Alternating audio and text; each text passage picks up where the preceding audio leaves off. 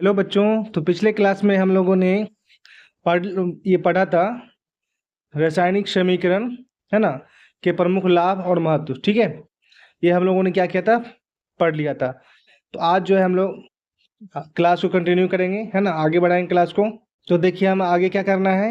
आज जो हम लोग क्लास को आगे बढ़ाएंगे तो उसमें हम लोग क्या पढ़ने वाले हैं। तो आज हम लोग पढ़ेंगे रासायनिक अभिक्रिया के प्रकार, कि रासायनिक अभिक्रियाएं कितने प्रकार की होती हैं। ठीक है, तो देखिए क्या है रासायनिक अभिक्रिया, क्या पढ़ना है, रासायनिक अभिक्रिया पढ़ना है। ठीक है, ये कितने प्रकार की होती है। तो आज जो है रासायनिक अभिक्रिया पढ़ेंगे, कौन कौन सा पढ़ेंगे, ये विभिन्न प्रकार की होती है। तो जिसमें कि महत्वपूर्ण अभिक्रियाएं कौन कौन सी है वो देख लीजिए। तो संयोजन अभिक्रिया है, अपघटन अभिक्रिया है, विस्थापन अभिक्रिया है, उभय विस्थापन अभिक्रिया है, अपचयन उपचयन, जिसे हम लोग ऑक्सीकरण और अपघटन अभिक्रिया भी कहते हैं। ठीक है, ये 5 अभिक्रिया को मेन रूप से हम लोग मुख्य रूप से आज पढ़ने वाले हैं। ठीक है, तो चलिए बारी बारी से सभी अभिक्रिया को समझते हैं।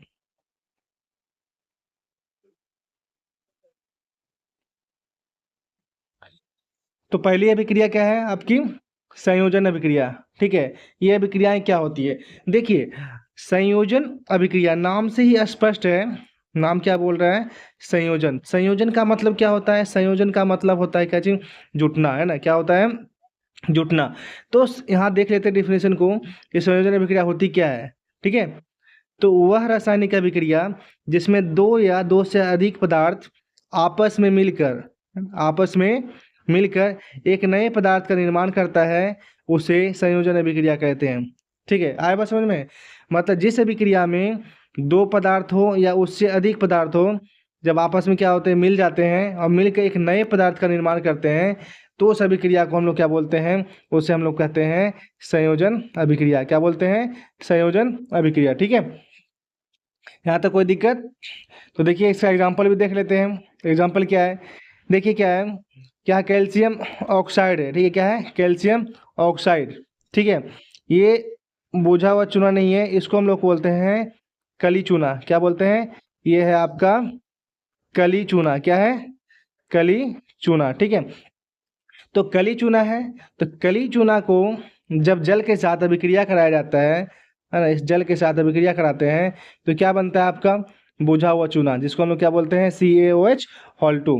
तो यहाँ पर क्या है, एक पदार्थ कैल्शियम ऑक्साइड हो गया, दूसरा पदार्थ हो गया आपका H2O, तो दोनों मिलके क्या बनाया, CaOH हॉल 2, कैल्शियम हाइड्रोक्साइड। ठीक है, कहने का मतलब ये हुआ कि दो पदार्थ मिल रहे हैं और एक पदार्थ का निर्माण कर रहा है, तो इसीलिए हम इस अभिक्रिया को क्या बोलेंगे, इस अभिक्रिया को हम लोग क्या बोलेंगे, संयोजन अभिक्रिया बोलेंगे। क्या बोलेंगे, संयोजन अभिक्रिया। ठीक है, तो याद रखना है कि जब कैल्शियम ऑक्साइड के साथ, है ना, कैल्शियम ऑक्साइड जल के साथ तीव्रता से अभिक्रिया करके बुझे हुए चूने यानी कैल्शियम हाइड्रोक्साइड का निर्माण करता है। ठीक है, तो ये जो अभिक्रिया होती है, कौन सी अभिक्रिया होती है, ये होती है संयोजन अभिक्रिया।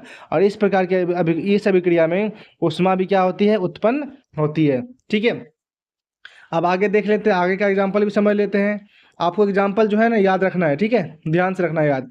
तो देखिए क्या कर रहा है, एग्जाम्पल है कोयले का दहन। कोयले का दहन मतलब कार्बन का, है ना, जब कार्बन को ऑक्सीजन की उपस्थिति में जलाया जाता है तो क्या बनता है, कार्बन डाइऑक्साइड बनता है। क्या बनता है, कार्बन डाइऑक्साइड। ठीक है, अब क्या है, जल, ये H2 हाइड्रोजन गैस जब ऑक्सीजन के साथ अभिक्रिया करती है तो क्या बनाता है, जल बनाता है।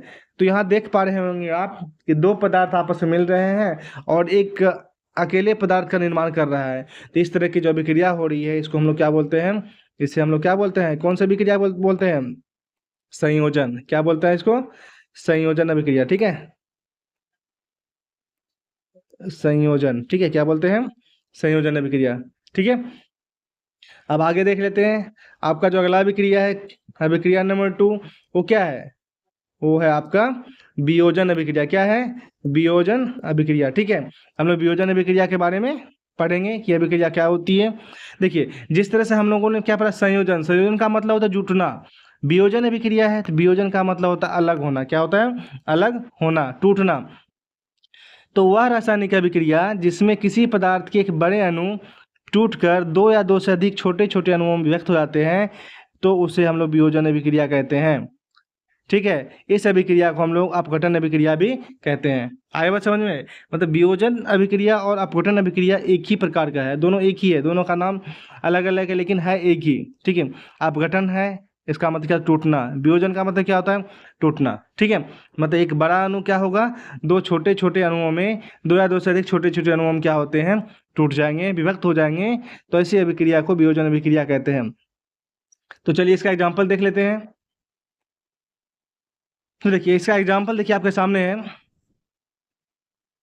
आपका है कि जब कैल्शियम कार्बोनेट या चूना पत्थर को गर्म किया जाता है तो वह कैल्शियम ऑक्साइड और कार्बन डाइऑक्साइड में बदल जाता है। ठीक है, देखिए यहाँ पे क्या है, ये है आपका चूना पत्थर है। चूना पत्थर का सूत्र क्या हो गया, CaCO3। ठीक है, ये आपका कैल्शियम ऑक्साइड, ये देखिए बुझा हुआ चूना नहीं है, इसको हम लोग बोलते हैं कली चूना। क्या बोलते हैं, कली चूना। ठीक है, क्या बोलते हैं, कली चूना। ठीक है, कैल्शियम ऑक्साइड, और ये क्या हो गया आपका कार्बन डाइऑक्साइड। तो यहाँ पे देखेंगे ये कैल्शियम कार्बोनेट का एक बड़ा अणु है, ये टूट गया कैल्शियम ऑक्साइड में और कार्बन डाइऑक्साइड में, मतलब दो छोटे छोटे अणुओं में क्या हो गए, टूट गए। इसलिए ये जो अभिक्रिया है कैल्शियम कार्बोनेट का गर्म होने के बाद कैल्शियम ऑक्साइड और कार्बन डाइऑक्साइड में विभक्त हो जाना, ये कौन सी अभिक्रिया है, ये आपका है वियोजन अभिक्रिया, जिसे हम लोग क्या कहते हैं, अपघटन अभिक्रिया कहते हैं। ठीक है, तो उम्मीद करते हैं आपको अपघटन अभिक्रिया भी समझ में आ गई होगी। ठीक है, तो आपको वीडियो पसंद आ रहा है ना, तो एक आप लाइक अवश्य कर दें ताकि हमें मोटिवेशन मिलता रहे और नए से नए वीडियो आपके लिए हम लाते रहें। ठीक है, और आप लोग से यही उम्मीद करेंगे कि आप क्लास को शुरू से लेकर अंत तक देखिए, एकदम बेहतरीन ढंग से आपको समझ में आएगा और एग्जाम में जो है ना आप अच्छे नंबर अच्छे स्कोर कर पाएंगे। ठीक है, तो चलिए अब अगला देखते हैं अभिक्रिया। अगली अभिक्रिया है वो कौन सी अभिक्रिया है उसको भी देख लेते हैं, समझ लेते हैं। तो देखिए आपका जो अगला अभिक्रिया है वो है आपका विस्थापन अभिक्रिया। कौन सी अभिक्रिया है, विस्थापन अभिक्रिया। देखिए विस्थापन का मतलब होता है हटाना, विस्थापन का मतलब होता है हटाना। ठीक है, विस्थापित कर देना। तो देखिए विस्थापन अभिक्रिया क्या कह रहा है कि वह रासायनिक अभिक्रिया जिसमें एक अधिक क्रियाशील तत्व किसी दूसरे अपेक्षाकृत कम क्रियाशील तत्व को उसके यौगिक के विलयन से क्या करता है, विस्थापित कर देता है और उसका स्थान ग्रहण कर लेता है। तो ऐसी अभिक्रिया को हम लोग क्या बोलते हैं, विस्थापन अभिक्रिया बोलते हैं। क्या बोलते हैं, विस्थापन अभिक्रिया बोलते हैं। ठीक है, तो देखिए यहाँ पे इसको एग्जाम्पल के थ्रू भी समझ लेते हैं कि उदाहरण के लिए जब लोहे की कील को है, लोहे की कील को जब कॉपर सल्फेट की विलयन में डाला जाता है तो कॉपर को विस्थापित कर फेरस सल्फेट बनाता है। इससे विलयन का नीला रंग गायब हो जाता है, मतलब हल्का मलिन हो जाता है और कॉपर की कील के ऊपर जमा हो जाता है। ठीक है, कॉपर की कील के ऊपर क्या होता है, जमा हो जाता है। और याद रखना है कि जो फेरस सल्फेट बना है उसका जो विलयन का रंग है ना वो कैसा हो जाता है, हरा हो जाता है। ठीक है, पहले जो कॉपर सल्फेट का विलयन था उसका रंग नीला था, लेकिन जैसे ही फेरस सल्फेट बना उसका रंग हरा हो गया। ठीक है, देखिए आगे क्या है, इसमें समझना है आपको, क्या है इसमें, क्या समझना है कि ये आपका लोहे की कील थी, ये कॉपर सल्फेट के विलयन में डाल दिया तो क्या बना, फेरस सल्फेट। ठीक है, और ये आपका क्या, कॉपर अलग हो गया। और कॉपर का देखिए ये जो कलर है ना ये कैसा, मतलब हल्का मलिन हो जाता है। अब विलयन जो है कॉपर सल्फेट का पहले कैसा था, नीला था, अब बाद में कैसा हो गया, हरा हो गया। तो इस तरह जो है ये आपका जो उदाहरण है किस अभिक्रिया का उदाहरण है, ये आपका जो उदाहरण है ये विस्थापन अभिक्रिया है। ये कौन सी अभिक्रिया थी, विस्थापन। ठीक है, तो विस्थापन अभिक्रिया को उम्मीद करता आप समझ गए होंगे। ठीक है, और आपको जो है ना इस अभिक्रिया को हमेशा ध्यान रखना है क्योंकि इस अभिक्रिया से आपका जो है बिहार बोर्ड में क्वेश्चन पूछा ही जाता है। ठीक है, तो देखिए इसमें एक चीज और समझ ली, यहाँ पे क्या है, शुरुआत में कॉपर सल्फेट का जो घोल है वो कैसा रंग का है, नीला है। ठीक है, जब इसमें क्या किया, कील को डाला, लोहे की कील को डाला, तभी क्रिया के बाद रंग कैसा हो गया, हरा हो गया और कॉपर जो है कील के ऊपर क्या हो गया, जमा हो गया। ठीक है, ये कील था आपका, ये जो कील था ना लोहे की कील, इसके ऊपर देखिए आप कैसा रंग हो गया, ब्राउन कलर का हो गया, मतलब इसके ऊपर जो है ना क्या हो गया, जमा हो गया कॉपर कील के ऊपर। ठीक है, तो इस तरह से जो है आप ये विस्थापन अभिक्रिया को समझ लिए होंगे। ठीक है, तब चलते हैं अगली अभिक्रिया कौन सी उसको देखते हैं।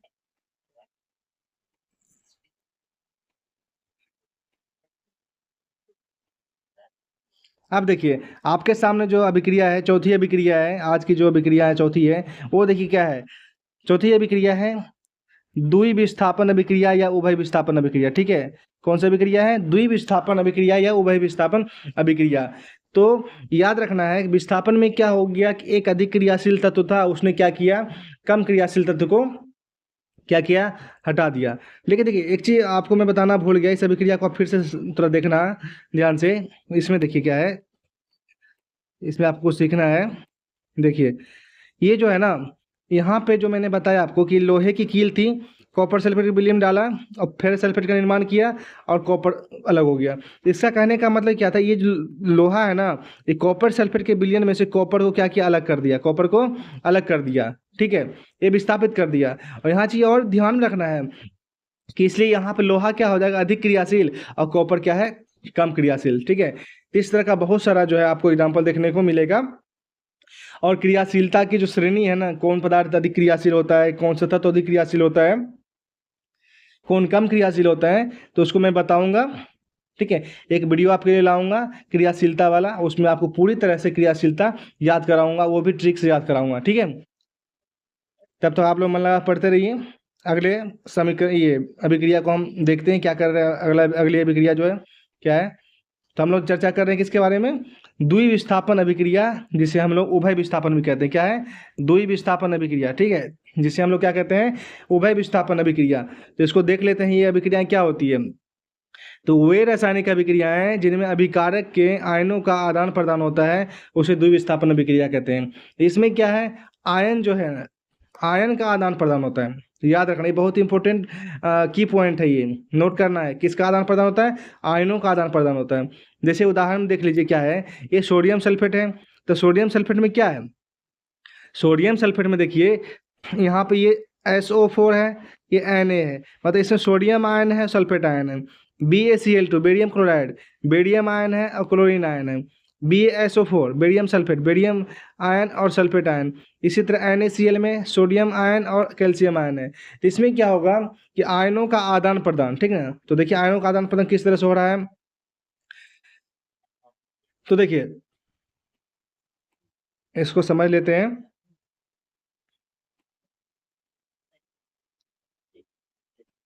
देखिए यहाँ पे ये सोडियम सल्फेट में क्या था, पहले सल्फेट था, SO4 आयन था। अब इधर देखिए क्या हो गया, NaCl हो गया। तो यहाँ से यहाँ जब गए, ठीक है, तो क्या हुआ, ये सल्फेट आयन जो है उसको विस्थापित कर दिया क्लोरीन आयन, ठीक है। और यहाँ BaCl2 में देखिए BaSO4 बन गया। तो यहाँ से यहाँ जब गए, तो ये यहाँ पे सल्फेट आयन क्या किया, क्लोरीन आयन को विस्थापित कर दिया। मतलब आयन क्या कर रहा है, आयनों का आदान प्रदान हो रहा है। क्या हो रहा है, आयनों का आदान प्रदान। तो जब आयनों के आदान प्रदान से कोई रासायनिक अभिक्रिया संपन्न हो रही है, तो क्या हो जाएगा, वो हो जाएगा आपका उभय विस्थापन अभिक्रिया, जिसे हम लोग द्विविस्थापन अभिक्रिया भी कहते हैं, ठीक है। तो ये सोडियम सल्फेट था, बेरियम क्लोराइड था, दोनों अभिक्रिया किया तो BaSO4 बनाया और NaCl बनाया। याद रखना है, ये जो BaSO4 है, ये क्या होता है, अवक्षेप होता है। क्या होता है, अवक्षेप होता है। और अवक्षेप जो होते हैं वो क्या होते हैं, फ्लास्क की तली में क्या होते हैं, वो नीचे बैठ जाते हैं, ठीक है। तो आपको याद रखना है कि अवक्षेप जो होता है वो हमेशा तली में बैठ जाते हैं। तो द्विविस्थापन अभिक्रिया में जो ये एग्जाम्पल दिए हैं, इसमें आपको क्या समझ में आया कि BaSO4 जो है अवक्षेप के रूप में तली में बैठ जाते हैं, ठीक है। तो उम्मीद करता आपको ये द्विविस्थापन अभिक्रिया, जिसे उभय विस्थापन अभिक्रिया कहते हैं, वो समझ में आया होगा। अब चलते हैं नेक्स्ट अभिक्रिया की तरफ।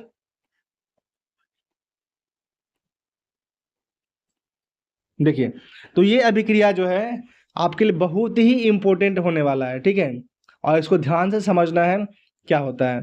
तो ये कौन सा अभिक्रिया हमको पढ़ना है, तो हमें पढ़ना है ऑक्सीकरण और अवकरण अभिक्रिया, ठीक है। इस अभिक्रिया के बारे में जानेंगे कि अभिक्रिया क्या होती है। तो पहले हम लोग देख लेते हैं ऑक्सीकरण के बारे में, ठीक है। तो ऑक्सीकरण अभिक्रिया क्या होती है कि वो ऐसी रासायनिक अभिक्रिया जिसमें किसी तत्व या यौगिक से ऑक्सीजन का संयोग होता है, यानी ऑक्सीजन जुड़ता है, और हाइड्रोजन का निष्कासन होता है, यानी हाइड्रोजन क्या होता है, हटता है, ठीक है। मतलब ये हो गया ऑक्सीजन का जुड़ना और हाइड्रोजन का हटना। ये कौन सी अभिक्रिया हो जाएगी, ये हो जाएगी आपकी ऑक्सीकरण अभिक्रिया, ठीक है। आगे बात समझ में, मतलब ऑक्सीजन का जुड़ना और हाइड्रोजन का निकलना, कौन सी अभिक्रिया, ऑक्सीकरण अभिक्रिया, ठीक है। तो ऑक्सीकरण अभिक्रिया को याद रखना है। अब इसका एग्जाम्पल भी देख लेते हैं। देखिए आपके सामने एक एग्जाम्पल है ऑक्सीकरण अभिक्रिया की, ठीक है।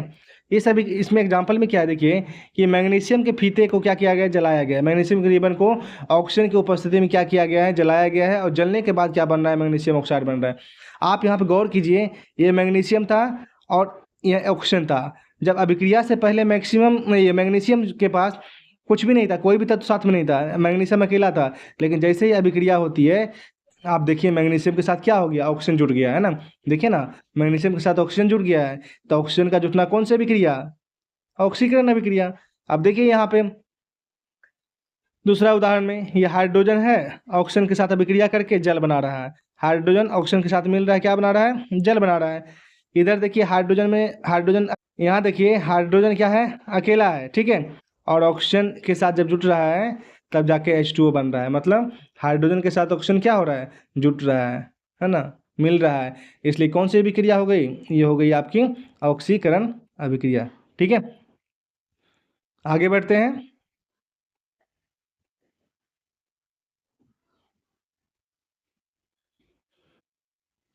देखिए यहाँ पे जो है ना, इस टॉपिक को थोड़ा है ना आपको बाद में पढ़ना है इसको, मुझे पहले आपको अवकरण समझाना है, ठीक है। तो आप यहाँ देख लीजिए पहले अवकरण अभिक्रिया को। अवकरण अभिक्रिया, ठीक है, किसको देखेंगे, अवकरण अभिक्रिया को पढ़ना है, ठीक है। तो ये अवकरण अभिक्रिया क्या होती है, इसको देखना है।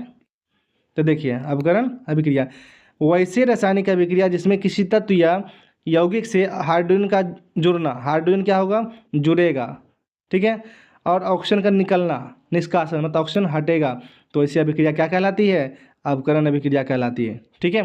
इसका एग्जाम्पल देखिए क्या है, नाइट्रोजन गैस हाइड्रोजन के साथ जुट रहा है, अमोनिया बना रहा है। नाइट्रोजन अकेला था, इसमें हाइड्रोजन जुटा, मतलब NH3 बना। एन के साथ क्या हो गया, हाइड्रोजन जुड़ रहा है, तो हाइड्रोजन का जुड़ना कौन सी अभिक्रिया, अवकरण अभिक्रिया, ठीक है।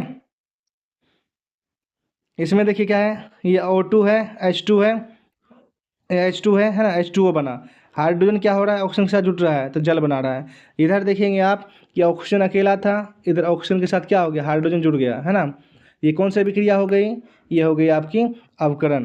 कौन सी अभिक्रिया हो गई, अवकरण, ठीक है। तो आपको क्या करना है, याद रखना है, अवकरण अभिक्रिया, ठीक है।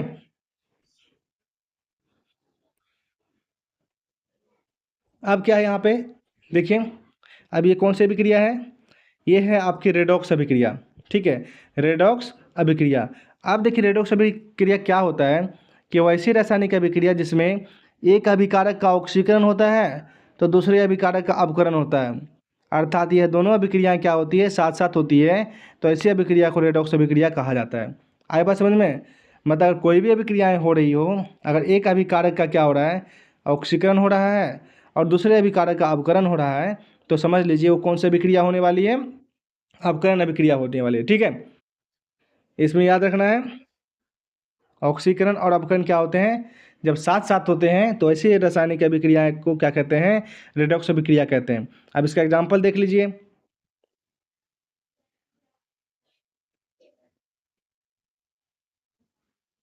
देखिए क्या है, कॉपर ऑक्साइड और हाइड्रोजन की अभिक्रिया, ये कॉपर ऑक्साइड है और ये हाइड्रोजन है ना।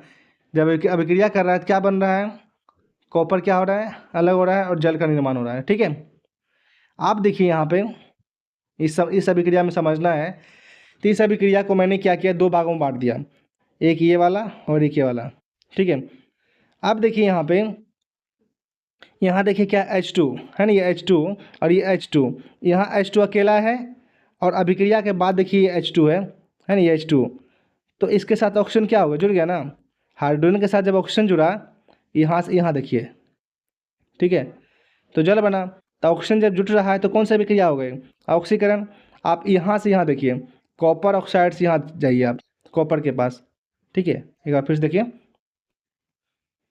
यहाँ से कॉपर से, कॉपर ऑक्साइड से कॉपर के पास चले जाइए। यहाँ देखिए कॉपर के साथ ऑक्सीजन है, लेकिन यहाँ कॉपर के पास ऑक्सीजन नहीं है। इसका मतलब ये कौन सी अभिक्रिया हो गई, अवकरण अभिक्रिया हो गई। और हाइड्रोजन के पास ऑक्सीजन नहीं था, लेकिन जैसे ही इस साइड देखेंगे तो ऑक्सीजन क्या जुड़ गया, तो ऑक्सीजन का जुड़ना कौन सी अभिक्रिया हो गई, ऑक्सीकरण, और हाइड्रोजन ऑक्सीजन का हटना अवकरण। इसका मतलब ये हुआ कि ये जो अभिक्रिया है ना, ये जो आपका अभिक्रिया है, ये कौन सी अभिक्रिया हो गई, ये हो गई आपकी रेडॉक्स अभिक्रिया। कौन सी अभिक्रिया हो गई, रेडॉक्स अभिक्रिया, ठीक है। चलिए अब आगे देखते हैं अगला टॉपिक क्या है। ये बात आपको समझ में आई कि नहीं आई? अब बस समझ में आ गई होगी, लेकिन आपको किसी भी तरह को कोई दिक्कत हुआ, ठीक है, तो आराम से जो है आप कमेंट में पूछ सकते हैं कि यहाँ पर दिक्कत हो रहा है, समझ में नहीं आए, तो हम हमेशा आपके लिए हाजिर रहेंगे, ठीक है। किसी भी तरह की कोई दिक्कत हो ना, बेहिचक पूछिए, क्योंकि मैं आपके लिए ही हाजिर हूँ, है ना। आपको अच्छा कंटेंट मिलेगा तभी आप एग्ज़ाम अच्छा नंबर ले पाएंगे। तो चलिए आगे देखते हैं आगे का टॉपिक क्या है, क्या पढ़ना है हमें। देखिए अब जो है ये एक टॉपिक आ गया आपके सामने, ये क्या है, विकृत गंधिता, जो बहुत ही इम्पोर्टेंट है, ठीक है, और ऑब्जेक्टिव इससे आता है। क्या कह रहा है कि वह प्रक्रिया जिसमें वसा और तेल युक्त खाद्य पदार्थ हवा, नमी और प्रकाश के संपर्क में आने पर ऑक्सीकृत हो जाते हैं, ठीक है, और इसके परिणाम स्वरूप उसका स्वाद, गंध बदल जाता है और वे खाने योग्य नहीं रहते हैं। तो यही घटना क्या कहलाती है, इसी को हम लोग कहते हैं विकृत गंधिता, ठीक है। मतलब कोई अगर तेल युक्त पदार्थ है जिसमें वसा है, तेल है, अगर उसको हम लोग हवा की उपस्थिति, नमी की उपस्थिति या प्रकाश के संपर्क में ला के रखेंगे ना, तो क्या होता है, वो ऑक्सीकृत हो जाता है और उसका स्वाद जो होता है ना, क्या होता है उसका, ये स्वाद, ठीक है, स्वाद और गंध क्या होता है, बदल जाता है, ठीक है। इसलिए इस घटना को, इस चीज़ को हम लोग क्या बोलते हैं, विकृत गंधिता, रेंसिडिटी कहते हैं, ठीक है। अब देखिए इसको समझना है क्या कि ये होता क्या है, इसको पहचानेंगे कैसे, इसका बचाव कैसे करना है, ठीक है, इन सभी चीज़ों को भी सीखना है, ध्यान देना है। तो देखिए यह, देखिए इसको देखना है यह क्यों होता है ना। तो जब वसा युक्त खाद्य पदार्थ लंबे समय तक हवा में ऑक्सीजन के संपर्क में रहते हैं तो उसमें क्या होता है, रासायनिक परिवर्तन होता है, ठीक है।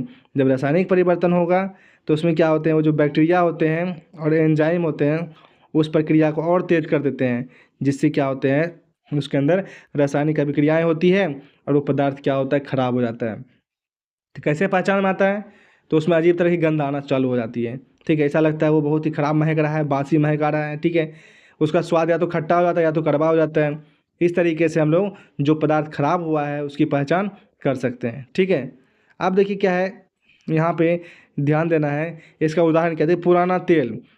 जब तेल जो है ज़्यादा दिन तक रखेंगे, अगर मान लीजिए खाना बनाया आपने तेल से और उसी तेल को बार बार यूज करेंगे या लंबे समय तो छोड़ देंगे, तो तेल क्या हो, खराब हो जाएगा। बासी मेवा, है ना, नमकीन चिप्स, पुराना घी, ये सब क्या है, ऐसे खाद्य पदार्थ हैं जो ऑक्सीकृत हो जाने के बाद हमारे लिए क्या होते हैं, बहुत ही हानिकारक होते हैं, ठीक है। इसलिए ऐसे पदार्थ का यूज नहीं करना है, ठीक है, स्वास्थ्य के लिए बहुत ही क्या होता है, हानिकारक होता है। तब ये समझना है कि विकृत गंधिता से हम लोग कैसे बचेंगे, है ना। अगर हो जाता है तो इसको बचने का कुछ ना कुछ तो उपाय होगा ना, बचने का कुछ ना कुछ तो तरीका होगा। तो क्या है देखिए, आपको पहला तरीका क्या है, प्रति ऑक्सीकारक, एंटी ऑक्सीडेंट मतलब ऐसे खाने में ऐसे पदार्थ मिलाए जाते हैं जिसकी ऑक्सीजन की प्रक्रिया क्या होती है, धीमी हो जाती है, जिससे देखिए आप जैसे कि नमक हो गया, है ना, नमक मिला दिया, चीनी मिला दिए, ठीक है, तब नमक वाला जो अचार अचार देखिए कितने दिन तक चलता है, बहुत दिनों तक वो मतलब टिकता है ना। हल्दी हल्दी वाला जो पदार्थ हो गया जिसमें हल्दी मिला हुआ है, तो वो सब क्या है, एंटीऑक्सीडेंट का काम करता है, ठीक है। याद रखना है हमेशा कि जब भी विकृत गंधिता से पदार्थ को बचाना हो तो एंटीऑक्सीडेंट का यूज करना हमें ज़रूरी है।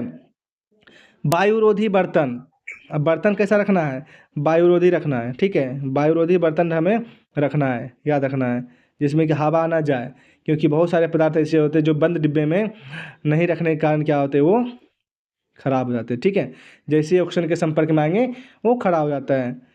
अब देखिए नाइट्रोजन गैस का उपयोग, आजकल जो है ना, अभी के समय में जो चिप्स, कुरकुरे वगैरह वगैरह जो भी चीज़ें हैं ना, आज के बच्चे लोग बहुत खाना पसंद करते हैं। ये क्या होता है, इसके अंदर चिप्स में देखेंगे, चिप्स थोड़ा सा रहेगा लेकिन इसका जो है पैकेट वो बड़ा रहता है। इसके अंदर नाइट्रोजन गैस भरी जाती है ताकि लंबे समय तक जो ये पदार्थ खराब ना हो। फिर भी जो है आप लोग हमेशा ध्यान देना है, ऐसे पदार्थ का सेवन नहीं करना है क्योंकि स्वास्थ्य के लिए हानिकारक होता है और खासकर बच्चों के लिए, ठीक है। अब क्या, ठंडा रखना, अगर फ्रिज में रखने से ऑक्सीकरण की क्रिया क्या धीमी हो जाती है, तो कोई भी सामान अगर मान लीजिए खराब हो जाएगा, खराब हो सकता है, आपको ऐसा लग रहा है, आप उसको फ्रिज में डाल दीजिए, लेकिन फ्रिज में भी ऐसा नहीं कि 2-3 दिन तक डालिए, फ्रिज में भी जो है ना कुछ लिमिटेशन होता है रखने का, क्या 1 दिन रखेंगे, 2 दिन रखेंगे, लेकिन ज़्यादा दिन तक फ्रिज में भी नहीं रखना चाहिए। ठीक है। अब क्या, प्रकाश से दूर, कुछ पदार्थ ऐसे होते हैं जिसको आप अंधेरे में रखेंगे या छायादार स्थानों में रखेंगे तो सही रहेगा, लेकिन जैसे धूप में रखेंगे तो क्या हुआ, खराब हो जाएगा। ठीक है।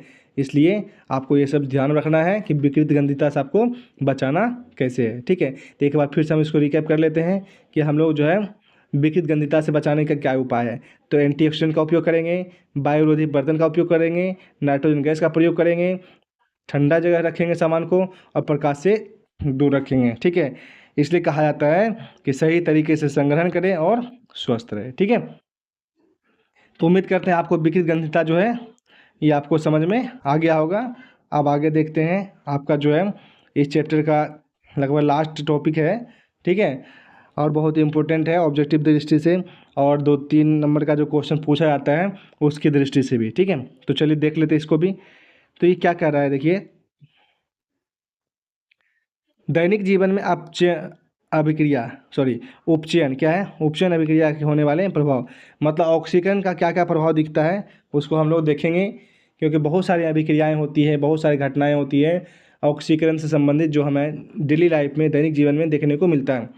जिसमें कि सबसे पहला दिखता है कोरोजन, है ना, क्या है कोरोजन, सॉरी, कोरोजन क्या है, कोरोजन, जिसको हम लोग संक्षारण भी कहते हैं। तो याद रखना है कि जब कोई धातु अम्ल, आर्द्रता, नमी के संपर्क में आता है तो वह धातु क्षय होना शुरू हो जाता है। इसे ही संक्षारण कहते हैं। क्या कहते हैं, संक्षारण कहते हैं। आए बात समझ में, मतलब किसी भी धातु का, हम लोग कह सकते हैं कि किसी भी धातु का वायु तथा नमी की उपस्थिति में क्षय होना क्या कहलाता है, संक्षारण कहलाता है। क्या कहलाता है, संक्षारण कहलाता है। ठीक है। उदाहरण के लिए देख लीजिए, क्या है, लोहे में जंग लगना, चांदी के रंग में परिवर्तन, तांबे पर हरी रंग का परत जम जाना, एल्युमिनियम का क्षरण होना, ये सब जो है, ये सब क्या है, ये सब संक्षारण का ही उदाहरण है। क्या है ये सब, ये आपका किसका उदाहरण है, संक्षारण का उदाहरण है। ठीक है। आगे बात समझ, संक्षारण किसको कहते हैं, तो वायु तथा नमी की उपस्थिति में धातु का क्षय होना क्या कहलाता है, संक्षारण कहलाता है। ठीक है। यहाँ तक कोई दिक्कत। अब देखिए क्या यहाँ पे, संक्षारण और जंग लगना दोनों है एक ही चीज़, लेकिन जंग लगना क्या होता है, जंग लगना सिर्फ लोहे के लिए लागू होता है। ठीक है। जब लोहे जैसे धातु का संक्षारण होता है नमी और वायु की उपस्थिति में या एसिड की उपस्थिति में, तो उसे हम लोग क्या बोलते हैं, जंग लगना कहते हैं। क्या कहते हैं, जंग लगना कहते हैं। और याद रखना है जंग का फॉर्मूला क्या होता है, आयरन ऑक्साइड, जिसमें कि जल के अणु भी होते हैं, Fe2O3 इंटू XH2O, ये किसका फॉर्मूला है, जंग का फॉर्मूला है। ठीक है ना, किसका फॉर्मूला है, जंग का फॉर्मूला है। तो आपको समझ में आ गया संक्षारण क्या होता है। ठीक है, संक्षारण क्या होता है और जंग लगना क्या होता है। ठीक है, दोनों एक ही चीज़ है, लेकिन संक्षारण बोलेगा तो उसमें पूरा धातु हो जाएगा, और जब जंग लगना बोलेगा तो उसमें सिर्फ लोहा होगा। याद रखना है। ठीक है। अब देखिए यहाँ पे, अगर संक्षारण, देखिए यहाँ मैंने लिख दिया है कि अगर संक्षारण लोहे का होता है तो इसे क्या कहते हैं, जंग लगना कहते हैं। इसको हमेशा याद रखना है। अब देखिए इसका उदाहरण क्या है, मैंने यहाँ बता दिया, थोड़ा फिर से समझ लीजिए इस चीज़ को। लोहे में जंग लगना, ठीक है, जिसको रस्ट भी बोलते हैं, चांदी के रंग में परिवर्तन होना, ये सब क्या है, ये सब आपका संक्षारण का उदाहरण है। ठीक है। अब देखिए संक्षारण जब होता है इसका कुछ परिणाम होता है। संक्षारण से बहुत सारी हानियाँ होती है। फिर क्या हानियाँ होती है, धातु की सतह कमज़ोर हो जाती है। ठीक है, जिस धातु में जंग लगता है उसकी सतहें क्या होती है, कमज़ोर हो जाती है, धातु टूटने लगती है और आयु कम हो जाता है, मशीनों, भवनों और वाहनों को नुकसान पहुंचता है। जो वाहन, मशीन, भवन, ये सब लोहे से बना है, किसी धातु से बना है, जब उसका संक्षारण होता है तो क्या होता है, कमज़ोर हो जाता है। सौंदर्य और उपयोगिता दोनों में कमी आती है। ठीक है, जिसके कारण क्या होता है, जो वस्तुएं अच्छी रहती है, दिखने में अच्छी लगती है, अगर उसका मान लीजिए संक्षारण हो गया तो उसका सौंदर्य और उपयोगिता दोनों क्या होती है, कमी हो जाती है। ठीक है, जिसे हम यूज करना चाहेंगे 10 साल तक, 15 साल तक, वो 5-6 साल में क्या होता है, ख़त्म हो जाता है। इसलिए जंग लगना क्या होता है, हमारे लिए बहुत ही हानिकारक चीज़ होता है। ठीक है, इसलिए इससे हमें क्या करना है, बचाव करना है।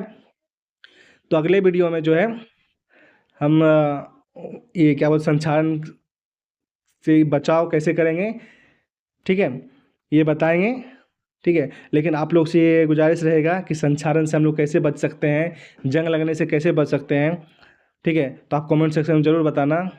हम लोग कैसे जंग लगने से धातु को बचा सकते हैं, लोहे को बचा सकते हैं। ठीक है, तो आज के लिए बस इतना ही। तो जो भी चैनल पर नए बच्चे हैं, कृपया उनसे आग्रह रहेगा कि चैनल को सब्सक्राइब कर दीजिए। ठीक है, अब वीडियो को लाइक कीजिए, शेयर कीजिए। ठीक है, आज के लिए इतना ही। कल फिर मिलते हैं एक नई वीडियो में। आप लोग का बहुत बहुत धन्यवाद।